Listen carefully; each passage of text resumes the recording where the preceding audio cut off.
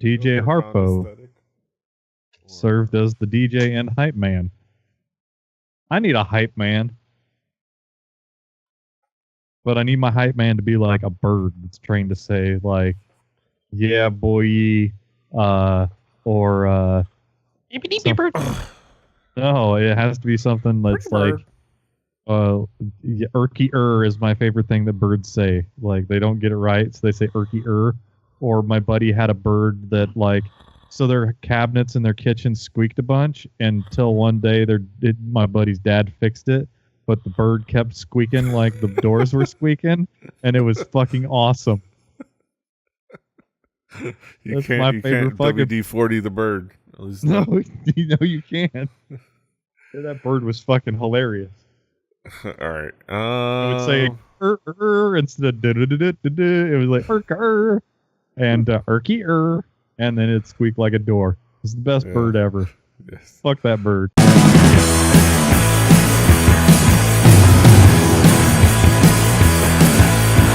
Offering to the drum machine, you put another face on my heart. The stars singing for streaming, color, the eye symbol repeating. Not gonna be held back by the ranges out. No reaction without pain, I got far. Back pedal, pages go.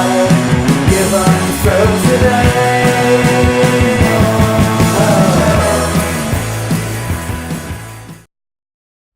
Buenos nachos, amigos, and welcome to Record Breakers, a music podcast where a group of friends gather to share music with each other, an album at a time, taking turns.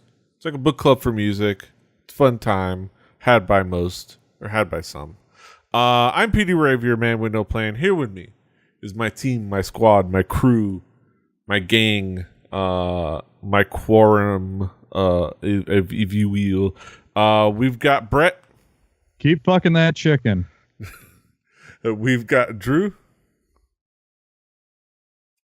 Hi. And we've got David. Come on and slam, and welcome to Japan. Yes. Yeah. Domo arigato, Mr. Roboto. We're here to talk about music, talk about an album. The provider of the album this week is Brett. Brett, what have you for us this week? Parts built in Japan. Secret. No, I brought I brought an album. I think it's, if I'm good at pointing at things, it's up there. It's the one with the pencil going in the ear. Don't look it up. It's the Butthole it is Butthole Surfers album, Electriclarryland. Mm-hmm. Them weird. Have you ever been? Yeah. Electriclarryland. David, DJ Amp, what were your expectations coming into this album? My expectations coming into this album, knowing what I knew about the Butthole Surfers, because I had actually just recently... the butthole? Yeah. I was going to ask about that, actually, because there's really no actual clear information as to how one would surf a butthole. But I actually did, not that long before we recorded this, watch a YouTube video from a gentleman by the name of Todd in the Shadows, who did a series for his One Hit Wonderland series about the Butthole Surfers and one of the singles from this album. So right on time, it gave me an opportunity to rediscover and re-explore these guys. Explore that Butthole Surfers. Yes. The Butthole Surfers. It allowed me to rediscover what it means to surf a butthole. Exactly. And, well, it was about what I expected. It was let's just say I remember. I remember, as they say. I remember. But yeah, Drew, what were your expectations coming into this album? So the only thing I really knew about the Butthole Surfers were that they should have been a band I probably should have listened to before, and I just hadn't. I didn't even realize really that I knew a song by them, and I did. You're kind of apparently I know two. Kind of young for the Butthole Surfers thing. But the thing is, like, all the like people I was hanging around with that listened to punk rock music always mentioned the Butthole Surfers. You were a so I was like, straight edge kid. I was going to say everybody always mentioned the Butthole Surfers. So I was like, I should probably look into them, and I never did. I didn't also make the connection that all the punks that were talking about the Butthole Surfers also smoked a lot of pot. So it wasn't so much the pot that the people that I hung out with who listened to the Butthole Surfers were into, but we'll get into that later. There wasn't a lot of like LSD in our punk scene. Yeah, you're too young for that to have been a thing. Yeah. Fair. Yeah, let's a lot talk of about drugs on the recent episodes of the podcast. Hey, go figure. Musicians do drugs. Yeah. It's news. Some about the mind of the creative. Kurt Loder is going to pop in and tell you. Yeah. Like, we found today, musicians do drugs. Yeah. Brett. Kurt Loder keeping right in tune with the 90s. Oh my God, exactly. Kurt Loder. Jesus, that's the name I haven't The heard in a worst while. use of peace sells the bass line. Brett, how would you describe this album musically? What would be the themes, elements? I mean, this wasn't an album that I owned. It wasn't an album I listened to a ton as a kid. This is one of those that was in the sleeves of my buddies, like an unnamed friend that I will totally not name here, who was somewhat of a psychonaut. But this is one of those albums that like everyone has probably heard one song off of this, possibly two. I still probably own the soundtrack to Beavis and Butthead Do America, where the Lord is a monkey is prominently featured. Like it's a 1996 jam. There is something about this album, like going as a child 90s. remembering seeing the CD at the Sam Goody that was in the big plastic anti-theft thing, and I had just gotten back from watching Space Jam with my buddy Travis, and we saw the big cardboard cutout for Beavis and Butthead Do America, and we totally wanted to find out how we could own that Beavis and Butthead Do America. Yeah, it's very 1996. Like this is like I was a kid, but like this is an album that I was there for.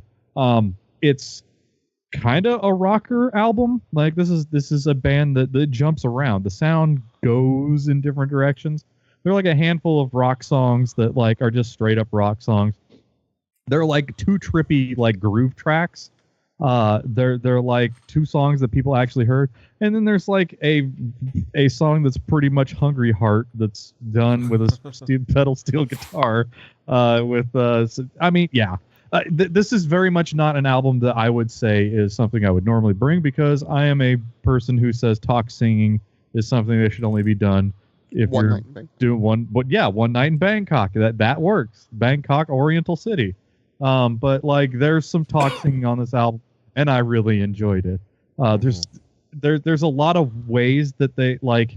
This is not a melt your face technique album. This is more of a melt into your couch because you put this piece of paper with Jerry Garcia's face on it on your tongue about 25 minutes ago, and you're going to hear a lot about, my brother's wife. My brother, yeah, like it's got some weird. There's some weird shit in this album, and I love to make this be the first like pill that I made Deej swallow. Yeah. This is an advanced listen. If you're not into the genre, if you're not a fan of the genre. This is what you press play on after you say these edibles ain't shit, and then you regret it. David, how would you describe this album musically? First of all, I just want to say to Brett, thank you. After sharing Danny Brown with you and you returning the favor with the Butthole Surfers, I want to say thank you. This is probably the first time Butthole Surfers and Danny Brown have been discussed at the same time in any place in the world. But like, we're here to like break new ground. Knowing Danny Brown, probably not. Probably not. I will say this. I feel like this had the best and at times the most mediocre of rock from 1996. I feel like the opening track of this song is an absolute monster. The single Pepper really kind of jogged my memory and took me back to that place where I knew friends at the high school that I went to, and I heard this song, and this was the song that one day made me realize, yeah, this is talk singing, and I really like talk singing, and I've always liked talk singing. I feel like my brother's wife really went into a weird place, but I felt like it kind of fell flat. That's probably one of a few songs that fall into the category of not really hitting the mark for me. The Lord is a Monkey is basically a Jimi Hendrix song. It's a straight up Jimi Hendrix tribute song, and to me that's perfectly acceptable. There's some stuff on here that is definitely influenced by psychedelia, and I'm okay with that. I'm totally okay with that. And overall, I really enjoyed going back to this place in 1996, where I had friends that enjoyed this, and it was a nice trip back, so to speak. Mm-hmm. Not in the literal sense, but maybe in the literal sense to some. Yes. Drew, how would you describe this album musically? The weird thing about this album is the disjointed and almost manic nature it takes at times, but also then the times it does dip back into like the psychedelia sort of aspect of it.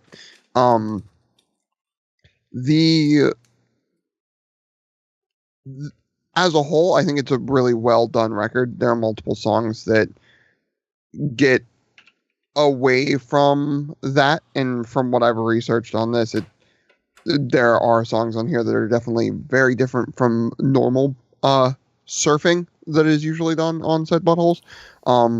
But there are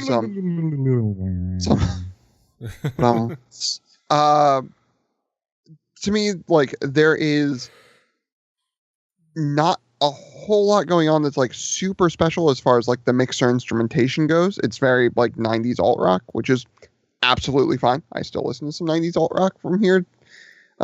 So it's completely cool. There is a pedal steel that shows up randomly, which is awesome. But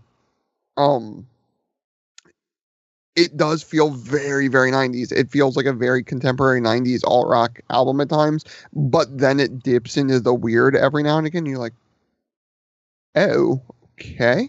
But it's still something that was fun overall. So, yeah, I think like musically it's really cool and interesting to kind of like look at. It is weird, but yeah, like musically it's really interesting. And it can be, depending on the track, be a very hit or miss. But I think there's a lot of solid stuff in there musically, and very 1996. Very 1996. Let's talk about some key tracks. Let's talk about some key tracks. Brett, what would be some of the key tracks for you to zero in on? Let's go to Cough Syrup. It's a solid, simple song. It has that jangly sound. Simple syrup. And yes, it is a simple syrup. Like you can make it yourself. No, it's not Hot and Sticky Baby. Years before Lean. But it has that jangly sound that really goes well with the way that they recorded the vocals on this album. It's not really doing anything new, but I always enjoyed it. I'm going to sort of bounce around a little bit. Jingle of a Dog's Collar. Like I just wanted to bring up the fact that they ended the song in the same manner as like a part of Rush's Cygnus X1, one of the Cygnus X1s with the weird chord like bang. Yeah, it's a dumb thing to notice, but I was happy to have noticed it now after all of these years, because I should probably know. I probably haven't listened to this since like 1999, 2000. So, like, back when you're supposed to listen to this and it was still a thing. So, I should bring up TV Star. This is that song that had the pedal steel going on, just sitting in the middle of the album. Like, it's pretty much like Everybody's Got a Hungry Heart with the lyrics changed. Yes, it's a pedal steel jam with strange lyrics, but it really works. It's a good song. It's weird. It's good. It's not like blazing new ground, but like there were some turns of phrase that I found noteworthy. And my brother's wife. I don't know if y'all have ever this is a song. It's musically it's there. It's what people that actually followed the dead around were listening to or hearing. Not what they were listening to, but what they were hearing. I like the strange trippy shit. I like that it's pretty much just like a weird keyboard that switches off to a guitar playing this simple melody while the drums just beat on. It goes for like way longer than is comfortable, which is the best thing ever. Like with this kind of song, it just like it's got some dissonance. It makes you feel funny just listening to it. Yeah. Like a lot of this album, it feels funny to listen to. Yeah, makes you feel ooey, ooey wooey. Also notable, and we're also going to be talking about, obviously, that Pepper is the most notable track. It's the other 90s song with the nonsensical lyrics, which is, that's Beck Loser, for those of you scoring. It's like Rain on your... Yeah. Whoa, sorry. No. Other 1990s hits about drugs. DJ, what would be some of the key tracks for you? Okay, the opener, Birds, that is a timeless song. That is a song that works in 1996, 1986. That is a song that could work today. In fact, I wish more songs were like the song Birds today. Cough Syrup was the one I really enjoyed. TV Star as well. I enjoyed The Lord is a Monkey, and I did enjoy L.A. I feel like when this album was really on, it was absolutely outstanding. When it settled down, not so much. My brother's wife, I wanted to like it, and I got what it was going for, but it didn't quite click for me the same way The Lord is a Monkey did. Like, it was We're almost, splitting hairs but not here, quite. Though. Yeah, it was like it's almost, but not flavors quite. Of weird. Yeah, yeah. It was almost my kind of weird, but not quite. But overall, just there was a lot on this album that I really enjoyed. Mostly the opener, Birds, and L.A. And let's talk about cars. Yes. Drew, what would be some of the key tracks for you? Birds. Right off the bat, gets this like really overdriven power chordy song hitting. The vocals on it are like just like up close to the mic, crank the gain sort of vocal effect on it, which I feel like isn't what you think of, at least for me, when I think of like 90s vocals in alt rock, but something that like I think 10 years later I think of. It's like people started doing it way more, but having it as like a stylistic choice in a song or two actually makes a lot more sense. And I think guys, I don't know if it was just me, but for the opener, Birds, my note for this song, Birds, it was like, man, remember when rock still mattered? That's what that reminded me of. I haven't been alive in the era where rock still mattered. I feel like this might have been the very, very last breath of it. As it was dying, yeah. Back when this kind of album was marketable. Yeah. To a point. Pepper. Spoken. Which song's that? Which one? Pepper. We haven't brought that one up yet. No, I know it. Like, not a lot of people know it. And no, it was played like forever on rock radio while we were growing. It was coming down the mountain. It's a hit.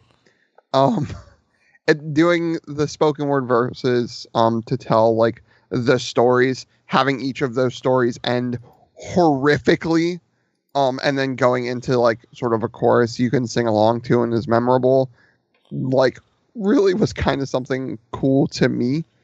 Just that juxtaposition.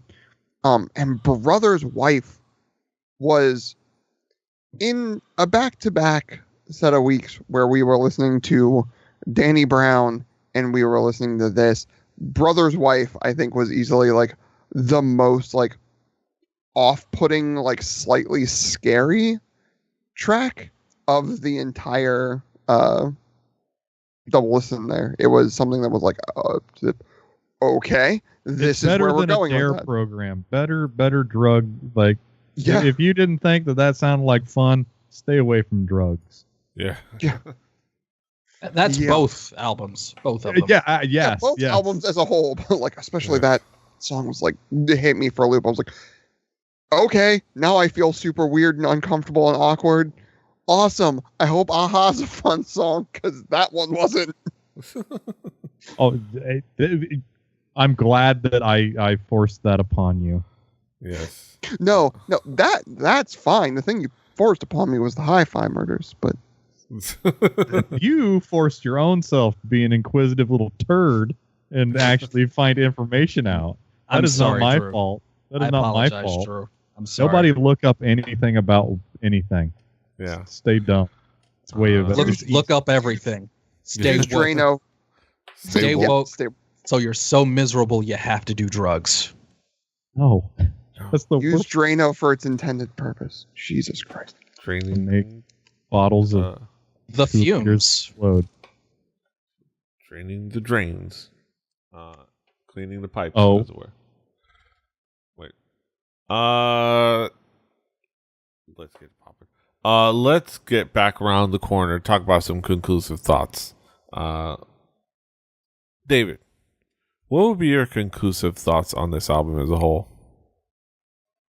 I feel like this was a high-end 90s alt-rock album with only a few minor dips. And I liked that these guys gave absolutely zero fucks. And I really appreciate that there was a time where rock bands gave zero fucks. And rock bands could be, kind of dangerous and didn't really give a fuck about anything. That was the 90s, children. And yes. that was rock's last gasp of air. Yes. Drew, what will be your conclusion on this album as a whole? I think we said it is very much a 90s record in a lot of ways, but it's also very inventive and off the wall in a lot of ways. It's something that, again, never hearing the Butthole Surfers before, something where now I understand where people are coming from when like, dude, this band. But I get it. I might listen to some other stuff now, but I get it. I hear you. Yeah. I think this is a cool listen. I'm glad I got to check this out. I'm glad I got to experience it. I don't know if most of it's going to end up on heavy rotation. Pepper is still going to be part of my karaoke repertoire, just because that's fun to sing, and and it will always be on that playlist. But it's still a really worthwhile experience just to see a glimpse at a certain time and place. But that also is inventive enough to kind of be still hold up. I think on some levels, I mean, not completely, but still on some levels hold up really well. Brett, what would be your conclusion on this album as a whole? On the whole, this surfing on the whole. Yes. This is by no means one of my favorite albums. I was glad that I was able to go back to it and have a reason. This is definitely not an album that I think has changed anyone's lives, and probably if there was, it was not for the better. I don't know. This isn't the kind of music I normally bring, because this is more like this is us taking our vitamins. I want to go back to the things that we saw that were a thing. This was definitely a thing at one point, but it was a it was an also ran in a world that was trying to sell us Nirvana years after Nirvana could no longer be a thing. So like it's a time that I like to visit back, and I'm glad that we got to share. And also, Drew, you were like 18 months old or something when this album came out. So I wanted to make sure. 96. I was born in 88. That's fine. I'm just, you're youthful. You weren't there seeing the wall-to-wall MTV play of Pepper over and over, along with like, man, it was like Unforgiven 2. Like 1996 was a bad year for like there being there were like 8 songs they rotated over and over, and one of them was Killing Me Softly. So people it's not all bad. People still bitch about MTV not playing music videos anymore. Like, do you really? You don't want to go back to that? Nobody will watch it. You really don't.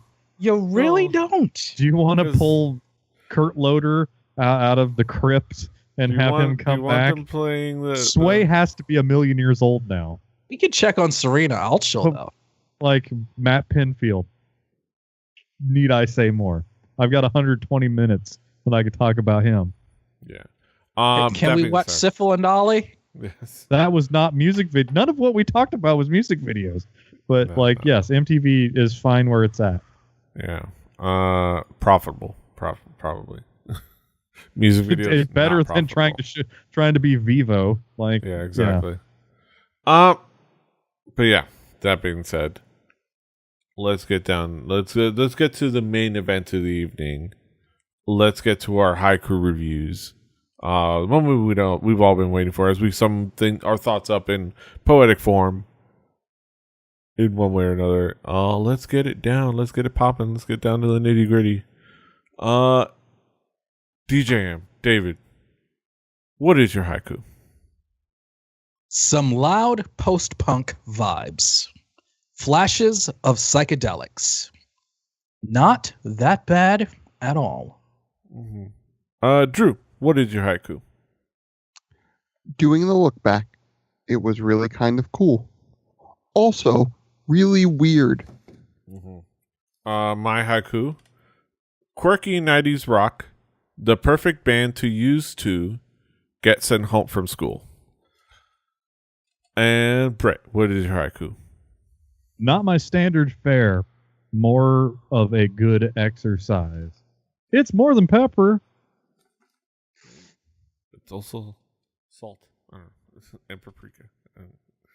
Yes. Salt and pepper's here. Salt and pepper. Salt and pepper's here. Yeah, those are our thoughts on Butthole Surfers' Electriclarryland. You can, of course, find that album on our Spotify playlist, Play Record Breakers the Home Game. It is, in fact, the name of that Spotify playlist. Record Breakers the Home Game. Exactly. Follow along at home, do your homework, do your due diligence. Or your due and let us know what you think. Yeah, let us know what you think. Give us some your due diligence and your due diligence. Dude. Yeah. Diligence. But yeah, also, give us some feedback. Let us know what you think in the comments. Reply to us on Twitter, email us at Join the conversation. Yeah. Hammer that like, share, and subscribe button. Do it now. But before we do that, let's talk about what's on. Also, ring the notification bell. Yes. God, yeah, sure. I don't know, whatever. On that Spotify playlist will be next week's record, and that is going to be provided by Drew. Drew, what do you have for us next week? Well, I thought after these, I should definitely bring a heavy hitter, something that would make you think, something that lesser known artists, something small time. Guy from Gary, Indiana, used to be a part of a group, but went solo, made some records. I'm bringing Thriller by Michael Jackson. There you go. Tito's little brother. Yeah. I'm not even going to bother making jokes. Yes. Starlight. Oh, sorry. Yes. So we're looking forward to that because, I mean, it feels like a softball, it's but I have Thriller, people. It's Thriller. Yeah, So but we'll if you talk were about. born But let's after actually. Drew, this might be a new path. It might be a new experience, or there's a chance there's a lot of people out there that may not have actually taken the time to sit down and listen to the whole album, which It's have not been thriller, thrilled PD. yet. It's Hey. thriller. hey, Our audience Still worth is talking mostly millennial. Actually, I have no idea what our audience is. It could be all. I'm not sure we Yeah. have an audience. Now- We're Now just the gonna- back end reveal I 5, know 6, and we 7 have were the albums from said artist. Yes. All right. So that'll be next week. Enjoy that. But that's next week, and this is this week. And you can, of course, find us all over the internet. David is at Please Call Me DJM. Brett is at HibbiDBird, HIBBI2YBIBBARD. Drew is at Exclusive for X. I'm at PD Rave. The show is at 4 Record Breakers. That's the number 4 Record Breakers.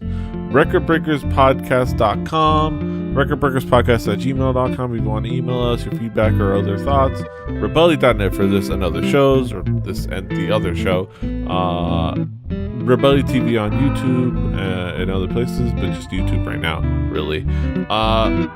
Yeah, wherever you find podcasts, pretty much. Like, share, subscribe, do all the things